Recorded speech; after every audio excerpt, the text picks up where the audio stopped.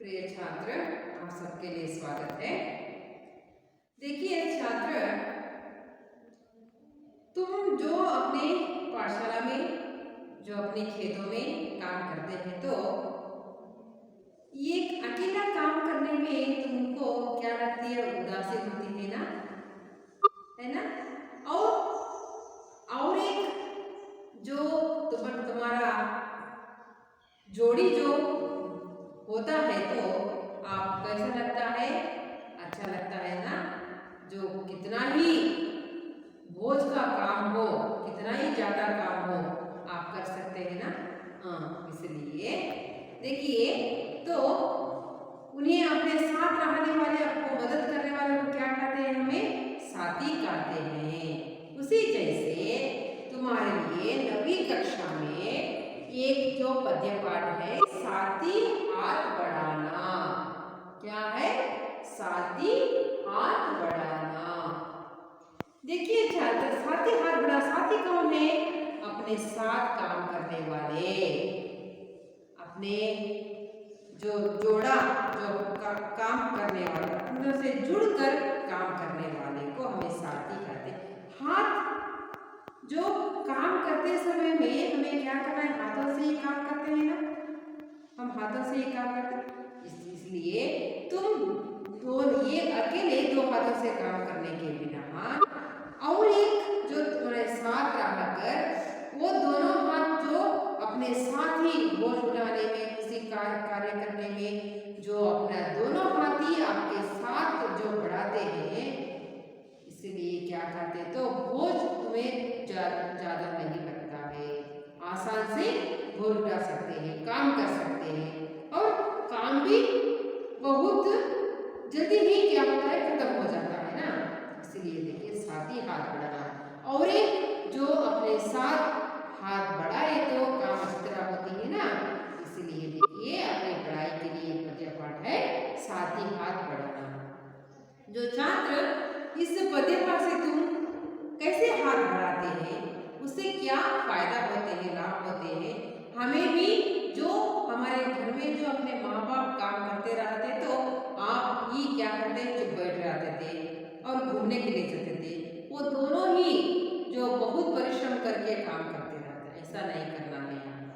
आप उनके साथ ही जो हाथ बढ़ाने से काम जो बहुत आसान होता है ना। देखिए, साथी हाथ बढ़ाना, इस पद्य पाठ का जो लेखक के बारे में आप परिचय कर लेना चाहिए छात्र। इससे पहले हम तुम्हारे साथ जो किताब है उठाइए, उठाकर साथी हाथ बढ़ाना पद्य पाठ को निकालिए छात्र। आप जो सब किताब निकाले ना, आप सब पद्य पाठ का साथी हाथ बढ़ाना। जो साथी हाथ बढ़ाना, इस पद्य पाठ जो है, इसका कवि का परिचय है। उनका कवि का नाम क्या है? साहिर लुधियानवी। साहिर लुधियानवी है। देखिए, साहिर लुधियानवी का असली नाम अब्दुल अतीक साहिर है। उनका असली नाम, उनका जन्म 8 मार्च 1921 में लुधियान, भारत में, जो लुधियान कहाँ है? भारत में है, के एक जागीरदार घराने में हुआ था। वे बहुत बड़े कवि तथा गीतकार थे।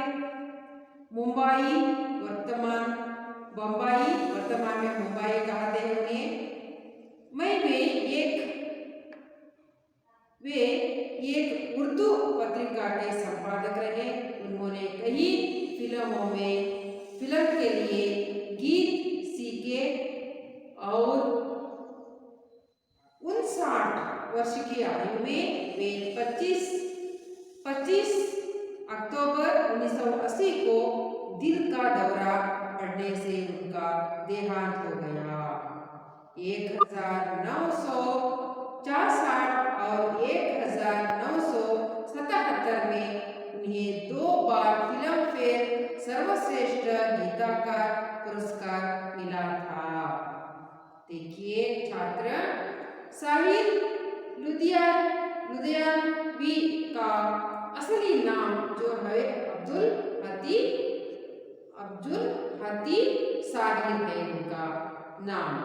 जो असली नाम उनका, जो पक्का नाम उनका असली नाम है, वे इस नाम से ही आगे बढ़े हैं, उसका नाम इसे होता है। उनका जन्म, जो कवि का जन्म, उनका कौन है उनका कवि का जन्म 8 तारीख मार्च महीना 1921 में उनका जन्म कहाँ हुआ? लुधियान में उनका जन्म। लुधियान कहाँ है? भारत में है उन्हें। और एक जागीरदार घराने में, एक जागीरदार उनके घराने का नाम है। जागीरदार वो जो शब्द है, जो कवि का घराने का नाम है, ये घराने में उनका जन्म हुआ था। वे बहुत बड़े कवि थे, बहुत बड़े, जो देखने में बहुत ऊंचे नहीं, बहुत बड़े कवि थे। इसका अर्थ होता है वे बहुत सारे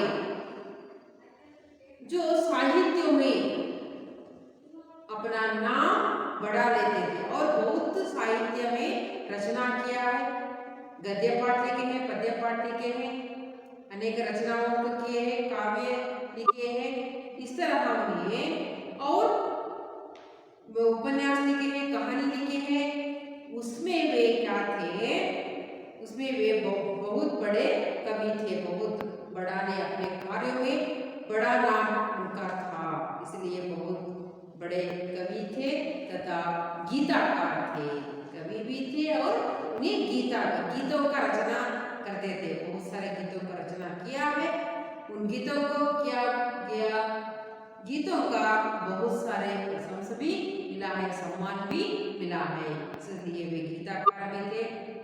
बम्बई, वर्तमान में उसे मुंबई कहते हैं ना, वर्तमान पहले उसको बम्बई करके बुलाते थे। जो आज का मुंबई, जो अब हम भी क्या करते हैं, मुंबई नाम से बुलाते हैं। मुंबई में वे एक उर्दू पत्रिका के संपादक थे, और मुंबई में वे क्या उर्दू पत्रिका के संपादक बनकर भी अपना कार्य उन्हें किए हैं। छात्र, उन्होंने कई फिल्मों के लिए गीत लिखे हैं। उन्होंने इतना ही नहीं, साहित्य क्षेत्र में उन्हें पढ़ने के लिए कविता पाठ और गद्य पाठ, और उन्हें गीता का रचना नहीं किया है। उन्हें कई फिल्मों में आप जो लिखे हुए गीतों में, कई फिल्मों में आप गीता भी लिखे हैं। उनके फिल्मों में कई गीता भी उन्हें लिखने का कवि थे। उन्हें 59 वर्ष की आयु में वे 25 अक्टूबर, उनकी आयु कितना थी? 59 थी। और 25 अक्टूबर 1980 ईस्वी में उनको क्या हुआ? दिल का दौरा बढ़ने से उनका देहांत हो गया। उनसे हार्ट अटैक हो गया। दिल का दौरा बढ़ने से उनको क्या हो गया? अपना दिल का जो दौरा रुकने से उन्होंने क्या हुआ? देहांत हो गए। उन्हें क्या हो गए? देहांत हो गए। जो बहुत कम ही उम्र में, कम ही आयु में उन्हें क्या हो गए? इतना प्रसिद्ध, इतना बड़े कवि जो है, उनका देहांत हो गया। और 1966 और 1977 में उन्हें 2 बार फिल्म फेयर सर्वश्रेष्ठ गीतकार पुरस्कार मिला था। फिल्म फेयर अवार्ड जो देते हैं ना, आप देखते हैं अपनी दूरदर्शन में, उसी तरह इन्हें लिखे हुए गीतों में बहुत जनप्रिय होकर उनको 2 बार, कितना ईस्वी में? 1966 ईस्वी में और 1977 ईस्वी में उनको 2 बार क्या फिल्म फेयर अवार्ड दिए थे उनको, फिल्म फेयर देकर श्रेष्ठ गीताकार, श्रेष्ठ गीता रचनाकार का पुरस्कार उनको मिला था, कवि को। आप समझ पाए ना? देखिए आप भी जो यहाँ पर 9वीं कक्षा में पढ़ने वाले छात्रों में, छात्र छात्राएं में भी क्या होती है, आप भी गीतकार बन सकते हैं, आपके लेखक बन सकते हैं। पर क्या करना है, हमें रोज लिखना है, किसी के एक विचारों को लिखते ही जाना चाहिए, वर्णन करते ही जाना चाहिए। तो उतना उनमें तुम अति ध्यान रखे, तो उनमें अधिक ध्यान अपने दिए तो आप भी अच्छा कविताकार बनते हैं, गीताकार बनते हैं, गीतों को लिखते। तो देखिए ऐसा ही काम जो करना है तो आप भी इसे बन सकते हैं, अच्छी तरह पढ़ना है। देखिए छात्र ये कितने अच्छे गीतकार हैं, फिल्म फेयर अवार्ड श्रेष्ठ गीतकार का अवार्ड लिए गए कवि ने, क्या हो गए, बहुत ही कम उम्र में ये चल बसे हैं। आप जो कवि के बारे में इसी तरह जो जान समझ पाए ना, आप इसके ओर चलेंगे, हमें पद्य पाठ की ओर चलेंगे छात्र। देखिए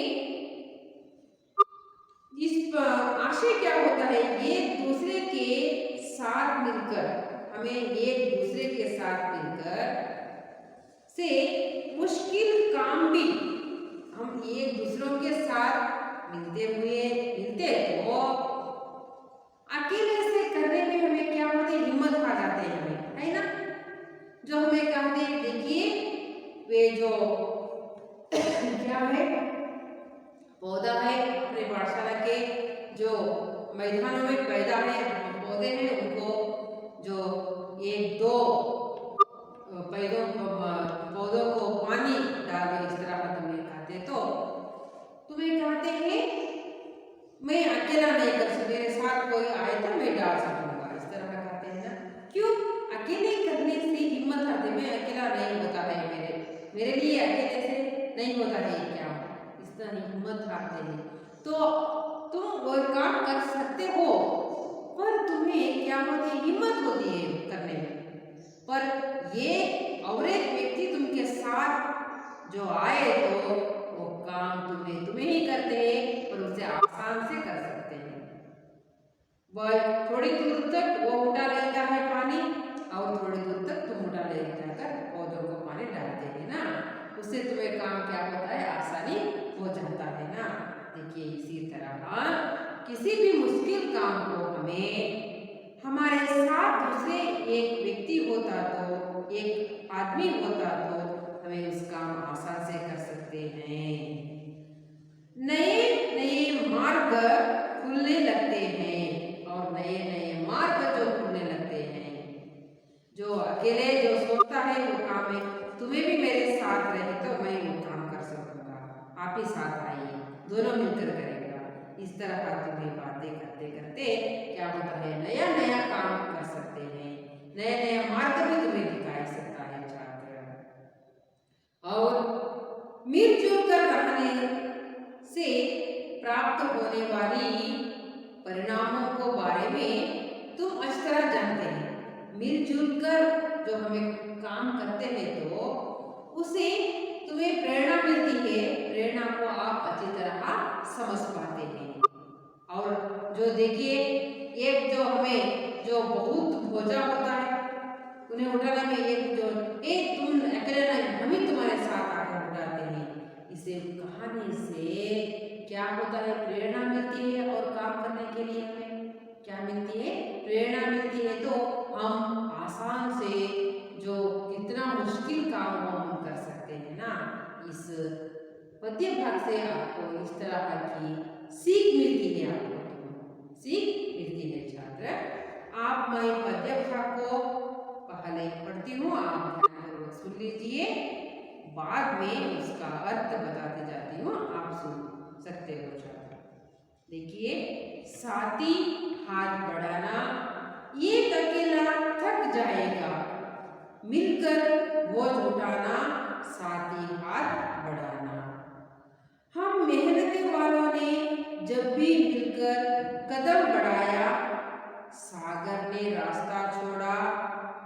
पर्वत ने शीश झुकाया। फैलती है सीने अपने, फैलती है बाहें। हम चाहे तो घुटनों में हौदा कर देख रहे, साथी हाथ बढ़ाना। देखिए छात्र कितना अच्छी बनती है। देखिए हमें क्या होता है, साथी हाथ बढ़ाना, हमारे साथ जो दूसरों जो व्यक्ति या हमारे साथी अधिक होने से, साथी हाथ बढ़ाने से, हाथ जो हम काम जो करते हैं उस काम में वे भी जुड़कर काम करते तो वो काम आसान हो जाता है। हम समझ पाए ना, आसान हो जाता है। जो अकेला काम करता तो तुम अकेले काम जो करते तो समय भी नष्ट हो जाता है और आप क्या हो जाते हैं, थक जाते हैं। थक होना क्या है, कन्नड़ में कहते हैं सुस्त आगोदु, कन्नड़ में इसे थक जाना, सुस्त आगोदु इस तरह कहते हैं। देखिए छात्र, ये अकेला थक जाएगा। अकेला जो काम करता तो बोझ का काम हो, किसी काम हो, अकेला जो करता तो क्या होता है, वे थक जाता है और काम करने में भी मन नहीं रहता है। क्यों? जो दूसरे देखते हैं वो आराम से खेलते रहते हैं, आपका काम करने से मैं कैसा ही का मेरे पास नहीं होता है, काम करने के लिए मेरे लिए नहीं होता है, ये काम मैं नहीं करूँगा। इस काम के बारे में तुम उदास हो जाते हैं, है ना। इसलिए तुम मिलजुल कर काम करें तो वो काम आसान हो जाएगा। अकेला जो काम करने से थक जाते हो। देखिए आपके किताबों में जो चित्र देख रहे हैं ना, देखिए नीचे से एक साथी दूसरे साथी को जो बोझ उठाकर देता है, जो अकेला जो चढ़कर उसे बोझ उठाकर चढ़ जाता तो वे क्या हो जाता, थक जाता ना। देखिए एक के बाद ऐसे ही काम करने से काम आसान हो जाता है ना। देखिए आपके किताब के चित्र में आप ध्यान दीजिए, आप देख सकते हैं। उसी तरह एक अकेला थक जाएगा, मिलकर बोझ उठाना, मिलकर जो क्या है हमें बोझ उठाना, मिलकर हम बोझ उठाने से हम सब मिलकर जो बोझ कहते हैं कन्नड़ में भारा, जो भारा वजन भी कहते हैं, वजन भी कहते हैं। बोझ को मिलकर सब मिलकर कितना ही वजन हो वो बोझ वो उठाने से वे आसान से उठा सकते हैं, आसान से उठा सकते हैं ना। देखिए इसलिए कहते हैं साथी हाथ बढ़ने से काम आसान हो जाता है, साथी हाथ बढ़ाना। हम मेहनत वालों ने जब भी हम मेहनत जो परिश्रम करने वाले, काम करने वाले, हम मेहनत करने वाले ने जब भी कौन सा भी हम परिश्रम करने वाले कौन सा भी काम हो, उस काम से हम नहीं डरते हैं, हिम्मत ना हारते हैं। कौन परिश्रम से, अपने हाथों से, जो बहुत कष्ट से काम करने वाला, रोज परिश्रम से काम करने वाला, उसे सामने किसी भी जो काम आए तो उसे नहीं डरता है। जब भी मिलकर कदम बढ़ाना, देखिए हम मेहनत वालों के साथ क्या करना है, वे काम करता है पर हम उसके साथ मिलकर अपना कदम, जो कदम कहते हैं कन्नड़ में हेज्जे, अपना कदम जो है क्या करना है, कदम उठाना, उनके साथ हम मिलकर उनके साथ देकर हमके अपना कदम को, उनके कदम भी आगे उठाने के लिए हमें मदद करना चाहिए, हम भी कदम उठाना चाहिए उनके साथ, तो बहुत अच्छा रहेगा छात्र। ऐसे करने से हमें क्या कर सकते हैं, सागर जो है, समुद्र कहते हैं उनके, सागर भी कन्नड़ में समुद्र कहते हैं। जो सागर जो हमारी मेहनती को देखकर, हमारे परिश्रम को देखकर हम सब मिलकर जो कदम आगे आगे जो बढ़ाते जाते हैं, तो सागर भी हमें देखकर क्या करता है, रास्ता छोड़ देता है। क्यों? आगे चलिए। हमसे डर कर सागर भी हमें रास्ता छोड़ देता है। क्यों? मेहनत करने वालों को, परिश्रम करने वालों से जो इतना जो बड़ा सागर है, बोझ सागर है, वे उनको हमें देखकर क्या करता है, उन्हें रास्ता छोड़ देता है। पर्वत ने सीख झुकाता है, और जो पर्वत जो होती है, वे हमें देखकर विनम्रता भाव से हमारे सामने सिर झुकाता है। अपने सिर को झुकाना, सिर झुकाता है। फैलती है सीने, जो हमारे सफलता सीने पर तक पहुंचती है। अपना फैलती है बाहें, अपने बाहों से करने वाली काम जो है ऐसा होती है छात्र। हम चाहे तो चरणों में पैदा कर दे रहे। हम चाहे तो कितना कठिन हो वो काम, कितना मुश्किल हो वो काम, उस काम को हमें क्या करते हैं, एक चिटकी मारने से, एक क्षण के लिए वे काम कर कर दिखा सकते हैं। क्यों?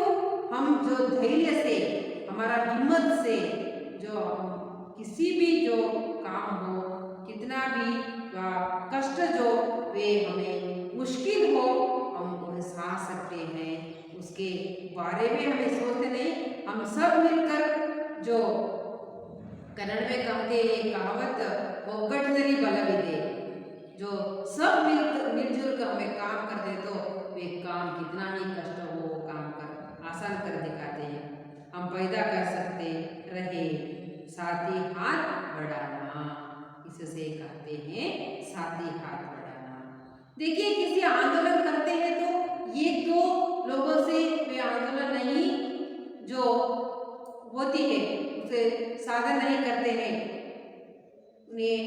उसमें हम साहस नहीं पा सकते हैं छात्र।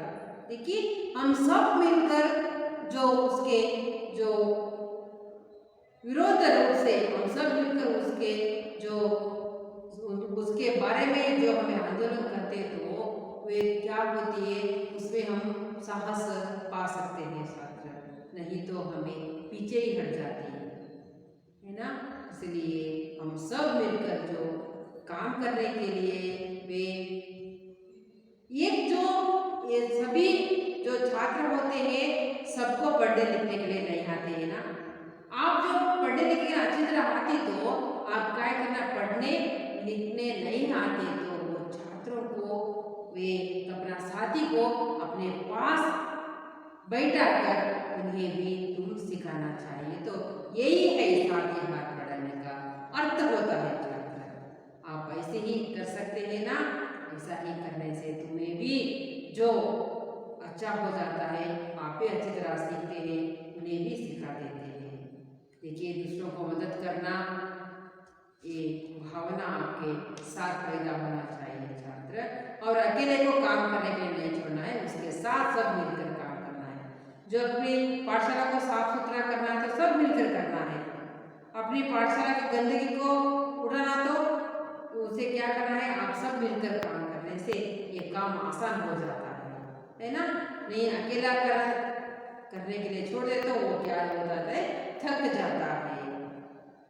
समझ में आया ना ये पद्य पाठ, साथ ही हाथ बढ़ाना, हम कैसे साथियों के साथ हाथ बढ़ाना चाहिए, इससे क्या फायदा होता है, आप समझ में आया ना छात्र। इतना ही बस है आपकी अवधियों में, अगली अवधियों में और अच्छी अच्छी पंक्तियां है, अच्छी अच्छी जानकारी है, आप प्राप्त कर लेते हैं छात्र। तुम घर जाकर ये पद्य पाठ को अच्छी तरह पढ़िए, लिखिए इसे, और समझ में अच्छी तरह समझ में आ जाएगा छात्र। आप देखिए, इस पद्य पाठ के अंदर आए हुए ये शब्दों का अर्थ ऐसे होता है, बोझ भार जो होता है, कदम बढ़ाना, आगे आगे चलना, पायदान लोहा, लोहा जैसे बहुत कठिन जो होता है वे भी आसान से, सीने धरती जो छाती अपने सीने से काम कर सकते हैं, अपना लेख खुद लिखे हुए अक्षर, अपना लेख से खुद अक्षर और गैर फायर गैर गौरवती है पराया, अपनी पराया जो दराया जो होती है वे अच्छी तरह करना चाहिए। छात्र देखिए अर्थों तुम समझना चाहिए और एक बार पढ़कर अर्थों के बाद ध्यान दीजिए। तुम अच्छी तरह पाठ सुने हैं, प्रश्नों का उत्तर दिए हैं।